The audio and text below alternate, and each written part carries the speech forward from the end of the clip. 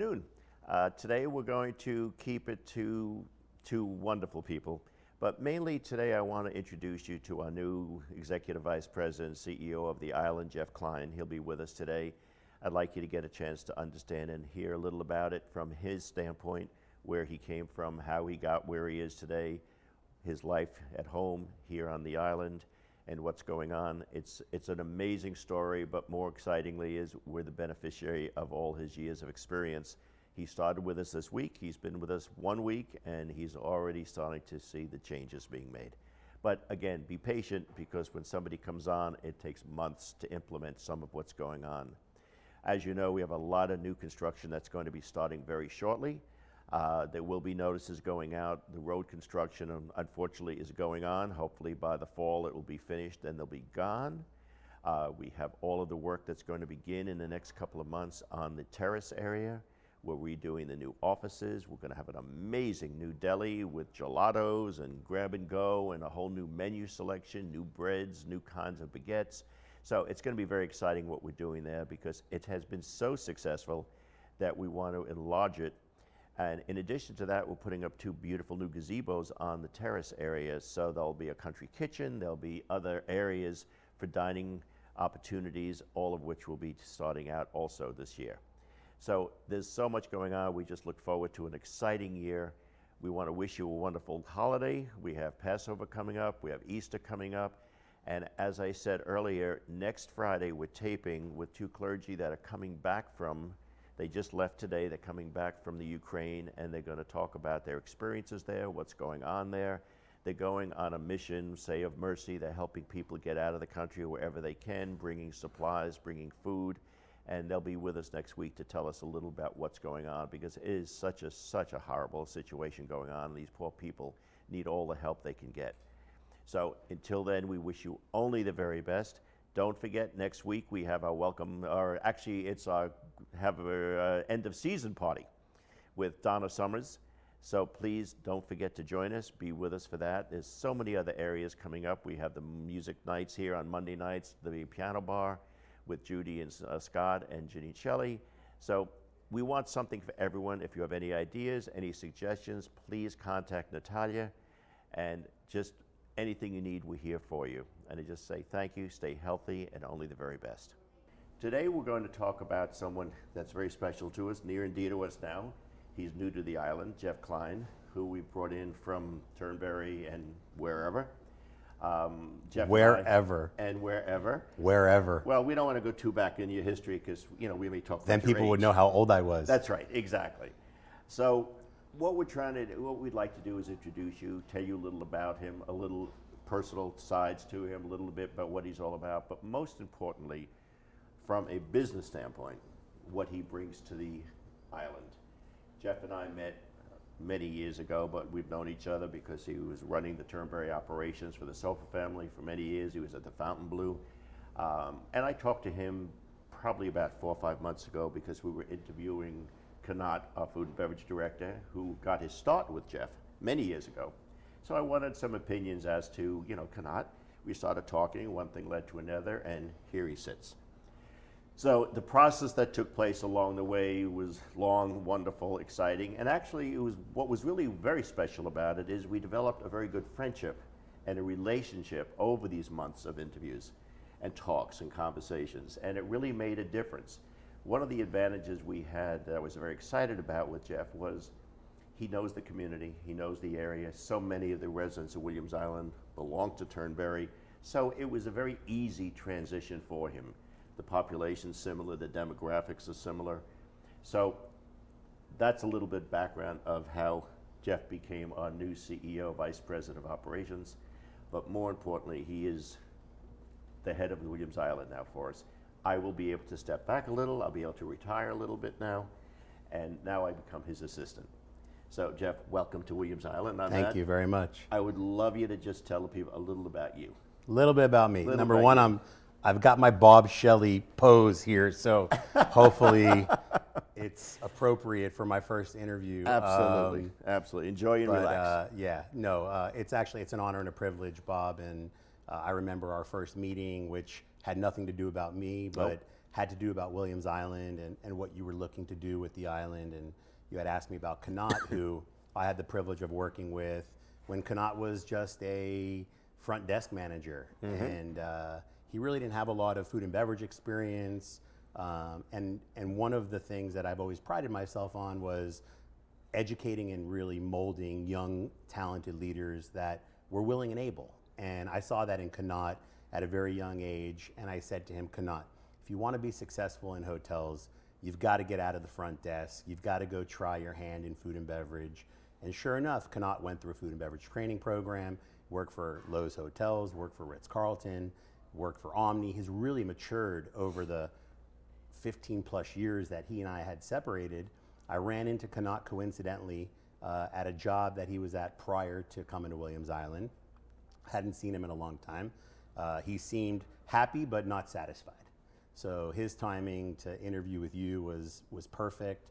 Your timing asking me about him was perfect because I had just reunited with him, and I really was able to get an update on his career. And he's done so many great things in the community. And in my short time here and my unpaid time here, which Bob is great at, by the way, he's amazing at getting people to do a lot of work for no money. I got to work behind the scenes with you and Chef Anthony and Connaught, sort of creating the undercurrent to set the foundation to what would happen when I got here on day one. So my day one was not really my day one. It was only my day one on the payroll, physically on the island. But I got to watch Connaught and Chef Anthony work with the other directors on the island and really start making strides on the food and beverage department here on the island. You know, it's interesting you talk about food and beverage and starting the first day, and that's true. I did take advantage. I had you here a little bit of a time before you actually started.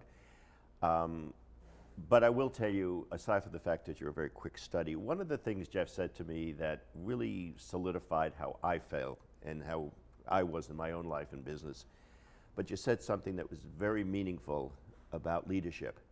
You want to be the dumbest guy at the table when you have a board meeting or your meeting. And most people will never say that because they want to be the brightest bulb at the table. Sure. They don't know how to give the gratitude, the thank yous, the cover to all the other people. Yeah. And that's what you do. But people say, okay, what does a guy do the first day he starts? There's a myriad of things. And I've given you a million lists, and some of them they're great, some of them are.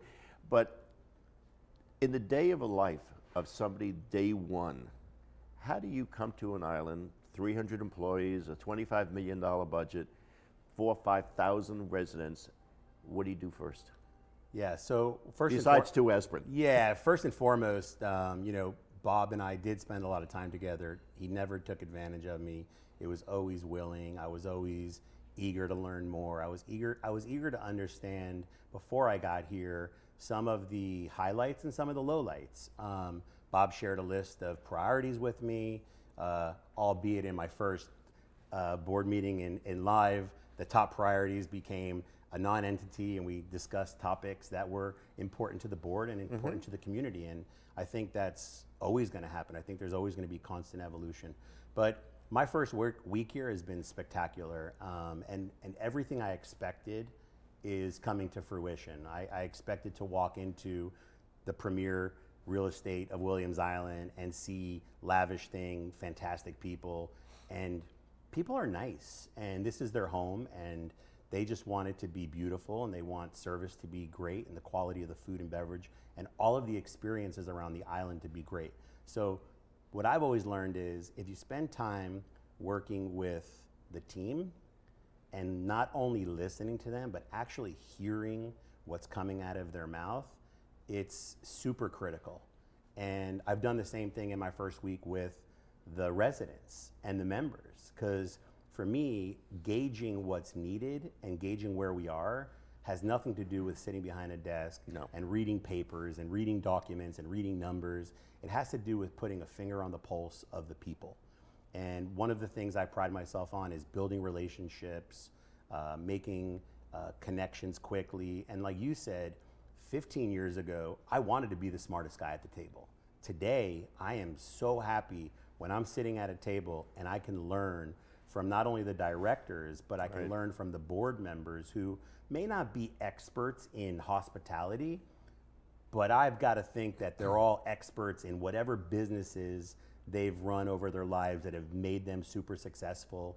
And their input and their knowledge and their perspective is so valuable that it's in my best interest to hear what they have to say, take it in, apply the good, the bad, the indifferent, work with the directors, work with the management, work with the team members, and really every day try to make today better than yesterday. You know, it's interesting you talk about the board members, because one of the biggest issues that a board member has, and if we look at our board of 13 members, it's probably to me, one of the best boards I've ever been on. They're all very bright. They've all run their own corporations, their own businesses, and some are still very much involved with business. But in every one of their cases, they had the ability to make the decision. They could decide what the problem was, come up with a solution, and do it. Now you sit on a board where there's 5,000 owners Right. that all of a sudden say to you, no, that's not going to happen that way. You're going to go through the process. You're going to have to go through bidding. You're going to have to this. You got to do that. And now you come along, and there's another layer of approval that we have to abide by. Right. Because we are people have asked us, what's the relationship between a board member, president, let's call it, and yourself? And it's a very big difference. We are the policy makers. We do what the residents feel will benefit their lifestyle. You have to make that happen. But you have to make us happy, the residents, but you have a staff of 300 people that you also have to congeal and make happen. Absolutely. So where we only have to go to you, you have to go to the world That's right. to make it happen. That's right. And I tell people all the time, you know, organizational structures are vertical for one reason. Someone has to have ultimate power and responsibility Right. when things go wrong. Mm-hmm. When things are going well, it's all horizontal hierarchy. And one of the things I love to do is I love to empower every single team member. So if you empower a team member at any level to feel as if they could make a decision, impact experience in a positive way, listen to a member or a resident, hear their feedback and fix it without going to get my manager or my director. Empowerment is so huge because it moves the needle faster. Yes. And it also gives a sense of place for all of the team members that have been here. And interestingly enough, we sent out today, actually, and we'll do this weekly, the week prior to the future month, we sent out a list of all of the birthdays and all of the team member anniversaries. And I was amazed to see the tenure on this island. Yes. From 1 year to 25 years.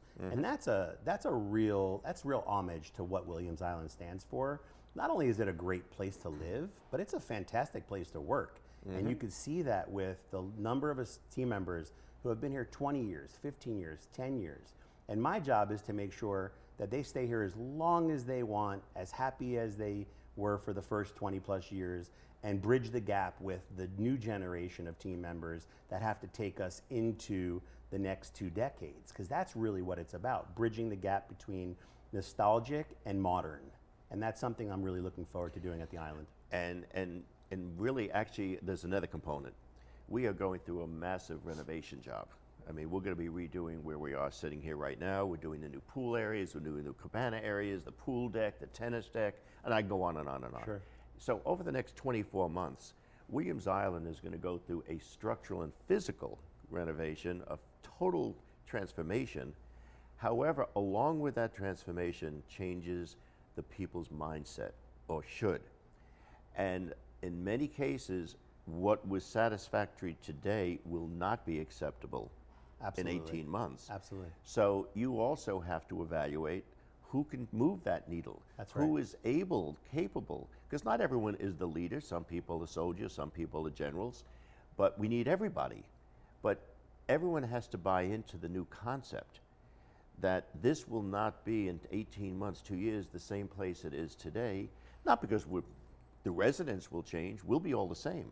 The physical plant, the demands of the expertise will be different. We'll want the service different, we'll want the consistency, we'll want the structural Sure. operations. So that becomes a major part of what you're going to be doing. Yeah, absolutely. Anytime, and I think the word transformation is amazing. I love it. We're not changing necessarily the feel. We're not changing the DNA.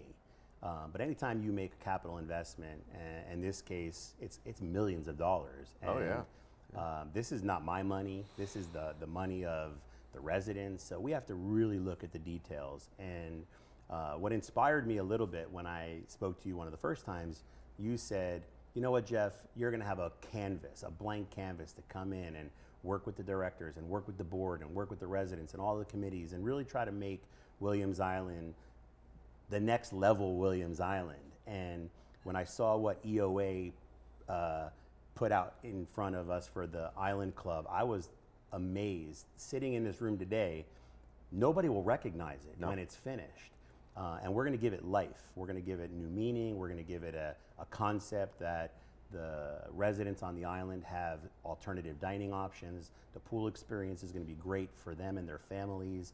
We're going to add some beverage opportunities as the demographics are slightly changing on the island and some younger generations are moving in. We know they like to drink a little bit more, so we want to create environments where Old guys like to drink occasional too. Yeah, but you like those jazzy piano bars. Everything but an umbrella. Yeah, there you go. But you're right. We're making a lot of changes, and I've had the privilege of working with Arlene, who happens to be in the room today, and picking her brain on brand and image and creating consistency. And yeah, we can't go back 25 years. We have to take what was amazing from the inception of Williams Island, and we have to marry that with the direction of where we as a community, the residents, the board, want to go in the future.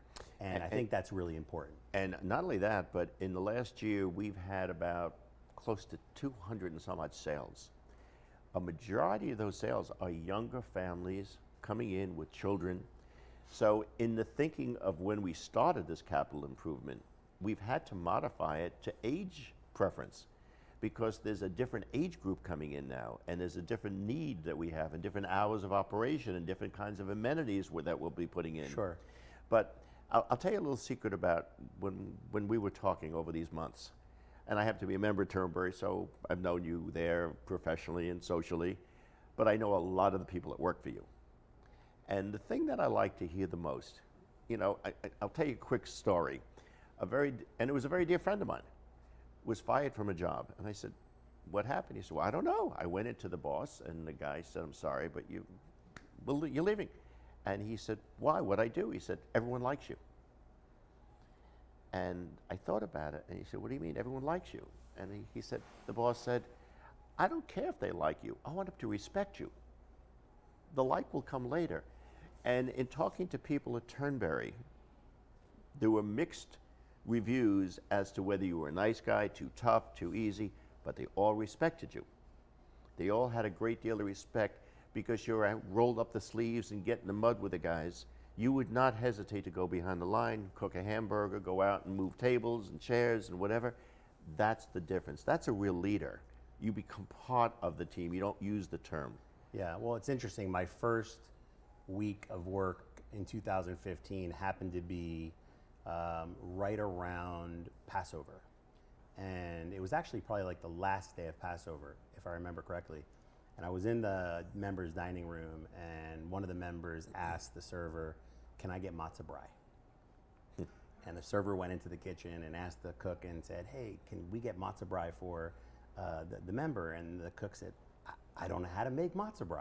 And I jumped right on the line, and I made a matzo brie. And the membership director looked at me as if I had three heads.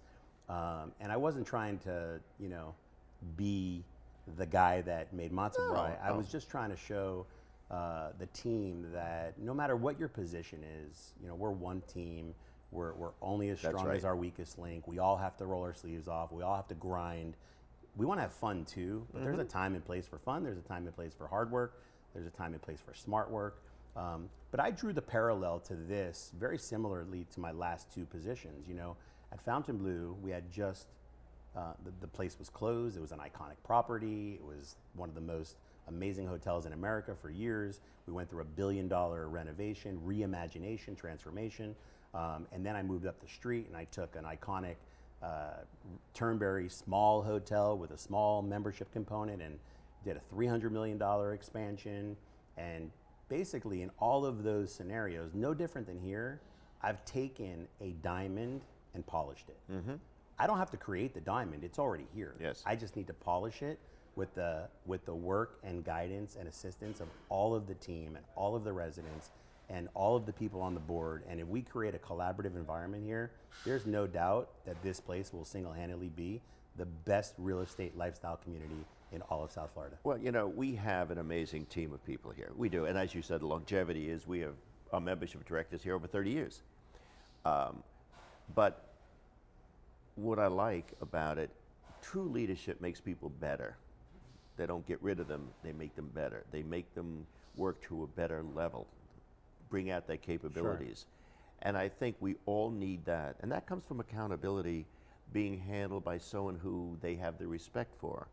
But in the little I've watched you here in this week, and it's been an amazing week because so much has gotten done in 1 week, I see how you are with the people. But you're coming from a hotel where literally every 3-4 days 1,000 people come and go, Yeah. to a place where you got 4,000 people that don't go anyplace. They're here, and they're going to eat in the restaurant 3 nights a week for the next 52 weeks, and you better have a good hamburger, you better have a good chicken, or whatever the case is. How does your mindset change to a group of people that are in and out and you never see them again, to a group of people that you see every day? I think it's actually, it's better. You know, you get to create relationships that are long-term. Not that in a hotel when the guests, I build lots of relationships. Some of my best friends from hotels are guests that all started with negative experiences. And yes. Nobody ever wants to talk to the boss when things are going well. Of course they only not. want to talk to the boss when things are going wrong. Yep. So I've built a lot of relationships with guests who have had issues. We've turned it around and we've created positive experience, and then we've welcomed them back over and over. Here, you know, consistency is key to creating quality. Yes. So if the people are the same and the food and the beverage and the tennis and the spa experience are consistent, then all we're going to do is take what we've done great yesterday and make it better and just keep making it better. But knowing that Bob Shelley loves the spare ribs at the restaurant is critically important for the staff. Yeah. Knowing how somebody wants their burger, knowing that somebody wants their tuna poke bowl, whole tuna, not chopped, is really critically important. And I think the advantage of having the same faces is you get to create the relationship, but also truly understand what the interests and expectations are for each of those residents. That's what makes a place special. It's the relationship, it's the ability to provide something that may not be on the menu, but you know that they like it. Because evolution is important, relevance is important. The menu, although it's great, has to change seasonally, has to change. But that doesn't mean what was available to the member that only eats X shouldn't be available to them when the menu changes. Yeah. We just have to make it happen. Well, I've no doubt you're going to make it happen, and I have no doubt about that.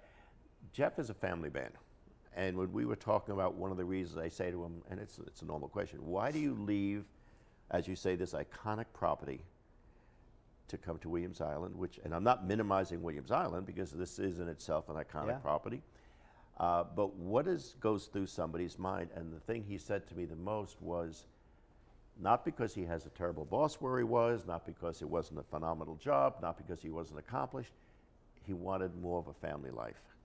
And that to me really resonated, because to me, you need a balance. You can't be successful at one or the other. Yeah. I know when Steve was here before you and he finally felt, you know, after 5.5 years, his family was up in Carolinas and he was here. You can't dance to two masters. And to me, that was a very meaningful thing. Tell us a little about your family. So I'm married 22 years. My wife her name is Aviva. She's from Mill Basin, Brooklyn. She and I met in summer camp in upstate New York. Both my parents and her parents were in the summer camp business, and her summer camp had closed and my summer camp merged with her summer camp. And I always had the hots for her, but she had no interest in me. She wouldn't. But her mom always used to say to her, I don't care who you date in your life, you better marry a guy like Jeff Klein. So That's cute. my mom and her mom sort of, I They think worked it was it like out. a mixed, it was like a arranged marriage. There's a little in shut up sort of going way. on there. Yeah, they made it happen. It was a summer day. We drove up. We were on the Delaware River. We were having breakfast together. I looked at her and I said, after college, let's figure it out. You get your fun out of the way. I'll get my fun out of the way. We'll get married. We'll move to Florida. We'll get a great house. We'll have 3 kids. We'll get a dog or 2, and we'll just be happy. Well, we're 1 kid away. So we did everything with the exception of the 1 kid. Okay. And over the pandemic, I was extremely careful because I didn't want the whoopsie baby because I had a lot of free time. So I just wanted to make sure that when my youngest daughter was 15, I wasn't going to actually have a 3rd child. So Now, your we daughters watched a lot of TV during the Your pandemic to daughters make are sure. very involved with soccer, though, aren't they? They are. I have 2 daughters. I have a 19-year-old daughter. Her name is Skyla, with an H at the end. And she's a freshman, sophomore, depending on how you look at academics in soccer, at the University of Miami. She's a goalkeeper for the school. Wow. So she's been an elite athlete all through her childhood and growing up, and is at the University of Miami. I also have a younger daughter who's 15 that's equally passionate about soccer. She plays for a club called Florida United.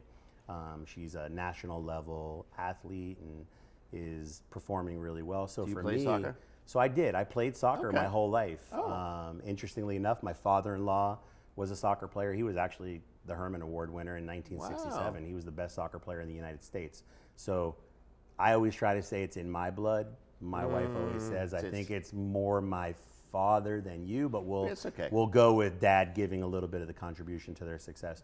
But what makes my daughters successful at sport, it's not their natural talent. It's their work ethic, it's their passion, it's the amount of time they put into training. Yeah. My older daughter, to be honest with you, was technically terrible in soccer and fell into the position of goalie because she didn't want to get cut from her soccer team. And then she had to be technically trained how to be a goalie. My younger daughter was natural talent that never worked hard. And now, putting it all together, I'm starting to see the fruits of all of their hard work. And by the way, all of my wife's hard work. Because getting kids to the soccer field and picking them up and to the gym and to the trainer, that is a full-time job. That is a job, no question And about it. she did a fantastic job. I mean, from a personality perspective, and you'll get to meet my wife, which you've met several times, and you'll get to spend some time with her next week. She's the nicest, sweetest person in the entire world. And my kids are a true reflection of my wife. So how does she put up with you? Yeah, well, I'll tell you how. And this is why coming to It's Williams not Island. easy. This is why coming to Williams Island is still out. The jury's still out. Oh, okay. Because when you're in hotels, you spend a lot more time at work Yes. than you do It never closes. spending awake time with your family. It's not about balance. Like for me, balance was never about time. Balance was about presence. And I had to grow into that, because if you really do the math, if you get up in the morning and you drive to work and you go to work and you drive home from work and then you go to sleep, it only leaves like 4 hours of awake time with your family. So my goal here is to work smart, work hard, create more balance of time where I can spend more time with my family, never compromising the quality of what we do at work, because technology has kept us connected anyway. question about it, yeah. So I could stay connected no matter where I am in the world. But that's really what led me to giving up, or not giving up, but making the transition out of hotels and restaurants for 25 years, was trying to figure out where I could apply myself in an industry that is so similar to what I've always done, with restaurants and spa and tennis, etc., but create a better balanced life for my family and enjoy more of these things, and traveling with soccer games and going to different events, and by the way, maybe just taking a weekend with my wife, which has been Which so is a nice thing. difficult Yeah, it's over a the nice last thing. 20 years. Yeah, Well, you can always bring it here for a weekend. absolutely. Well, anyway, I think you have a little understanding of why Jeff is here. I think you've met him as a man, home life, personal life, business ethics, and other ethics to me is foremost and most Absolutely, important. absolutely. But they've listened to me for many, many years here on the TV show. And we started this through the pandemic when we couldn't get people together. They were all over the world. So we started bringing updates to the people of what's going on here, what we're looking forward to. And of course, today, we're not going to talk about all the construction and all the development because it's happening as we speak. It's all in the works. You'll see over the next 6 months, all these changes starting to take place. Probably within 18 months, it's all going to be completed. And the beauty of it is, it's not as, my wife has a great expression. It's transition with modification. People are afraid of change. Absolutely. It's not going to really be change. It's going to be excitement of newness. And I think we all need that at some point. And I think the timing for you, as we said, we met in the lobby one day, and I said, let's have coffee.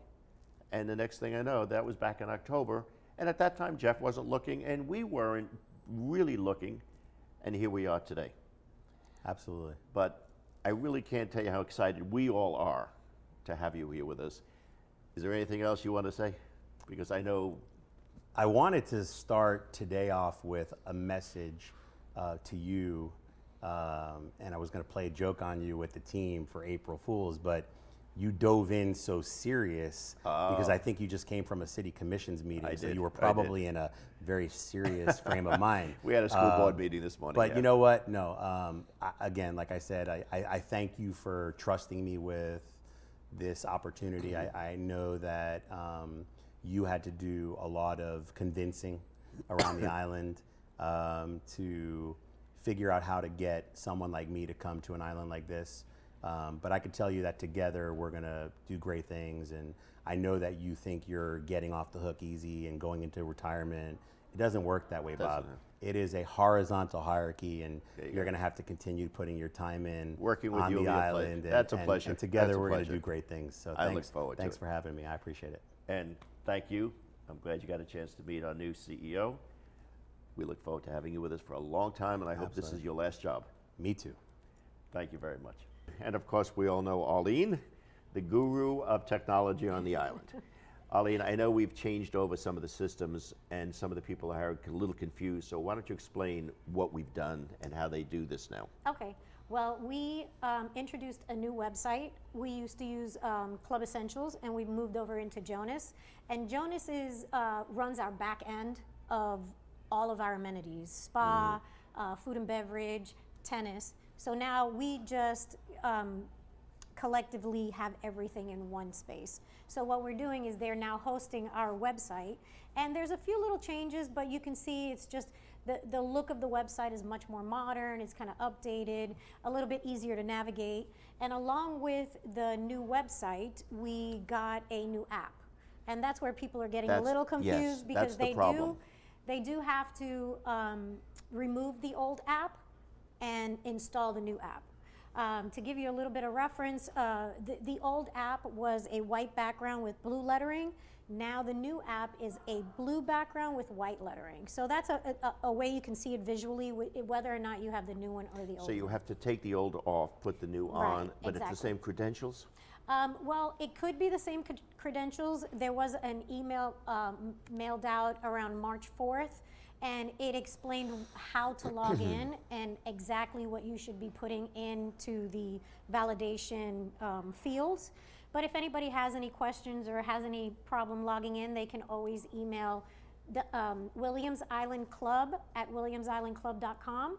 We can validate the information for you, and we can even set up a username and password to be the same as before. Somebody asked me a question. If husband and wife, I have an account. Does the wife use my account to log into her classes, or does she need her own? No, she would need her own. She like, does. let's say your account number is 012345, Yeah. and you're the primary account. I mean, you're the primary member on the account. The spouse's account would be 12345A, and then if you have children on the account, it would go 12345B. C, Okay, and so down unless we respectively. do that, when she wants to go to a class, she can't log in for that class because it'll come up as me doing it? Right. Ah, Right. okay, that's what's wrong. Exactly. Okay. So the husband and wife has to husband have and two wife, different, Two different accounts. because that's what I heard, that some people said they went to get on a class, they couldn't get in the class. Oh, no, absolutely give me a call or, Yeah, okay. yeah, give me a call. My number is 786-501-8622. So if you're having any issues logging in or you have the husband's account, you don't have the wife's account, just give me a call. It's a 5-minute process and I can get them all validated. The other thing we're having is, I understand they're now changing some of the reservation systems because we've had a nightmare with some of that. Well, that is a question for Jeff and Kanat. I know they're Okay. working on. They have a call center now, they say. Now the reservation phone, yes. Now they have a call center where you can. I think you can like hit 1 for dining reservations and 2 for delivery. So it's completely separated. Now they have dedicated people to answering the phones. So you're not waiting for the hostess to get back to the hostess stand to answer the phone and take a delivery. They have dedicated people to doing reservations and dedicated people to doing the. So on Monday's delivery. newsletter, could you send out the phone numbers because some people aren't sure? Absolutely. I understand there's 2 different numbers now. Yes. So if you could send that out, everyone Yeah. would then have what they need to do that. Absolutely. Great.